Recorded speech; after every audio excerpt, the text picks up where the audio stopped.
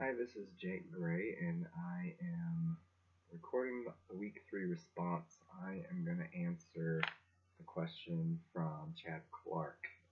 Chad, you had a lot of good questions in your post this week, and I don't think I can cover all of them, but wanted to touch on a couple. The first one that you brought up was why not do the assimilated Poles but not French?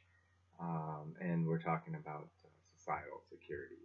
I mentioned that from chapter 13 in our text. And I think on that one, just quickly, it seems to me the timing of how the war was going affected that. I think the full intent would have been to occupy France and change society and assimilate the French, but it just happened to be at that time that the Russian front was actually moving forward on the east side of the Nazi territory. The British were also making a move in the north, and the U.S. was starting to get involved at that time. So luckily, the French government kind of fell back into Vichy from Paris, and that front kind of stalled because Nazis had to pull resources from that area to go into other areas out of the front. So I think French just kind of got lucky with the timing of things. But some of the other questions quickly, are minority groups always the ones who are suppressed? And it seems to me that way. I couldn't find any examples of where the majority were suppressed. What instigates culturicide? Can we predict it? Um, I found that a lot of it is resources.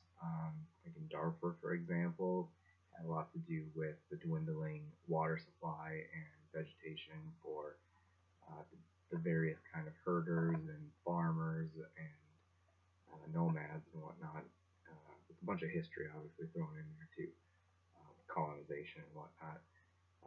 Also in India, um, we saw that the Muslims there are slowly being eradicated, murdered, pushed out, forced out. And I think part of that might be that they're the largest minority in India. And I think when you start to have a large minority, it threatens the majority, and so they feel they need to take some action. Um, and then, how can security experts prevent culturicide? Um, I think maybe it's just going to be awareness and looking for those things that seem to instigate the culturicide, like the lack of resources or the diminishing resources, the degradation of the environment in the areas that may cause conflict. Also, rising minority groups that are coming up to challenge the majority maybe want to keep an eye out in places where that may be occurring.